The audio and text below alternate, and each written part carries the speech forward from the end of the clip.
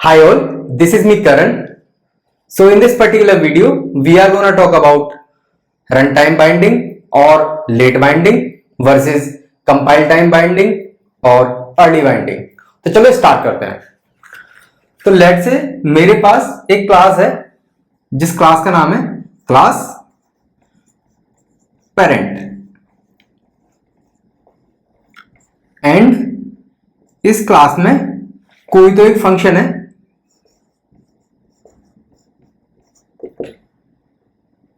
virtual void fun, and this particular function is gonna perform some task, and I am having another class that is class child, and ये जो class है this is getting derived from parent.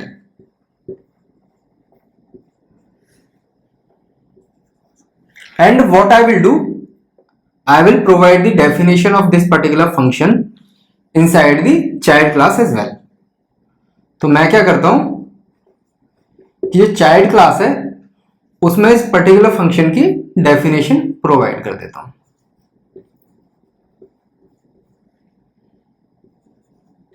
And ये function कुछ तो definition contain करता होगा. And अभी हमने ऑलरेडी देख रखा है कि वर्चुअल फंक्शंस को किस तरह से हम इंप्लीमेंट करते हैं, यानी किस तरह से एग्जीक्यूट करते हैं पेरेंट क्लास का पॉइंटर क्रिएट करके. तो चलो वो भी देखने की कोशिश करते हैं. लेट्स से अभी क्या है, मेरे पास एक मेन फंक्शन है int main, and inside this particular main function I am going to create the pointer of parent class and an object of child class. And virtual function के case में क्या होता है कि मेरी जो parent class का पॉइंटर है p, वो child class के ऑब्जेक्ट का रेफरेंस कंटेन करता है, यानी कि p equal to address of c. यानी कि मेरा जो पेरेंट क्लास का पॉइंटर है p, अभी वो किसका रेफरेंस कंटेन करता है, मेरी जो चाइल्ड क्लास है उसका.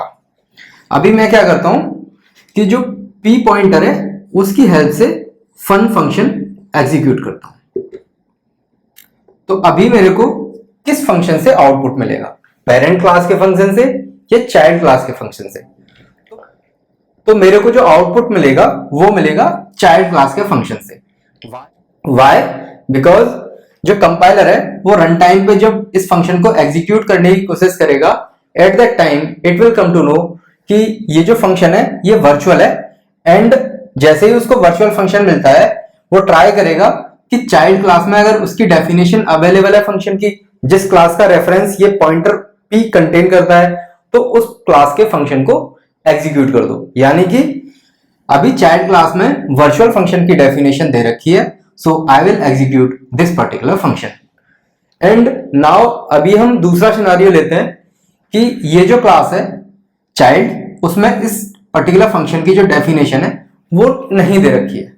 Let's say this function is some different function, let's say function 1, and इसका पर्पस क्या है कि डेफिनेशन हटाना इस फंक्शन की.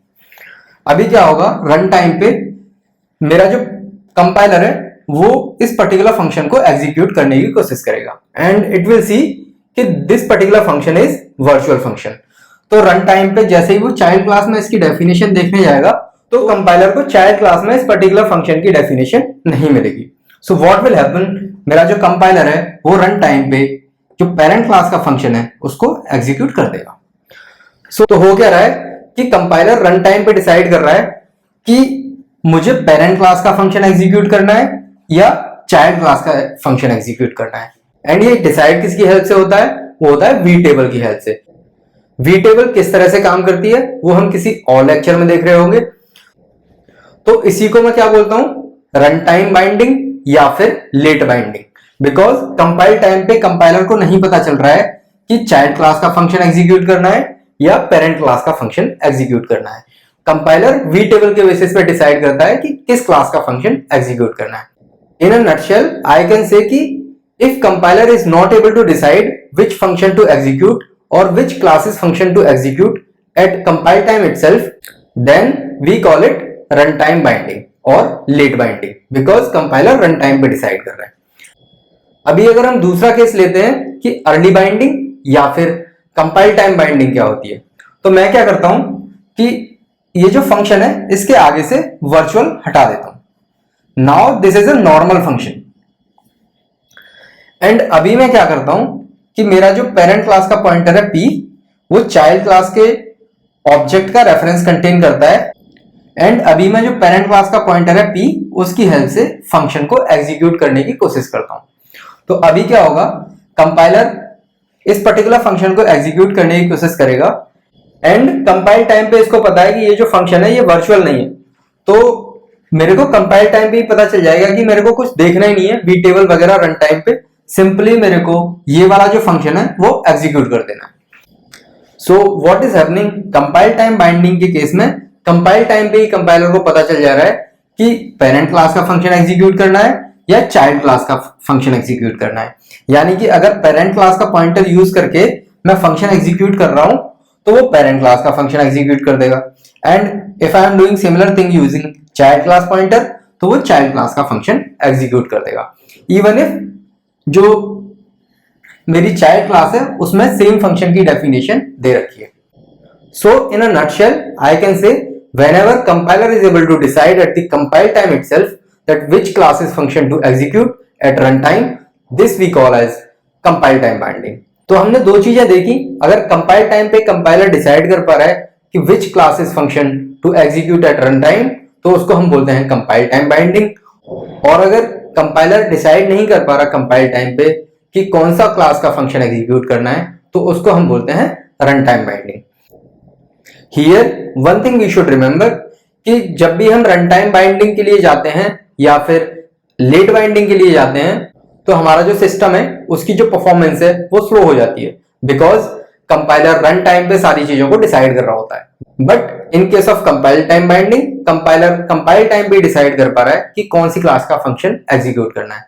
तो जितने भी रियल टाइम सिस्टम हम डेवलप करते हैं उसमें ट्राई करते हैं कि हम ज्यादा से ज्यादा कंपाइल टाइम बाइंडिंग यूज करें instead of run time binding, because run time binding system की जो परफॉर्मेंस है उसको डिग्रेड करती है। तो चलो मिलते हैं अगले किसी लेक्चर में जिसमें हम किसी और टॉपिक के बारे में बात कर रहे होंगे। Thank you.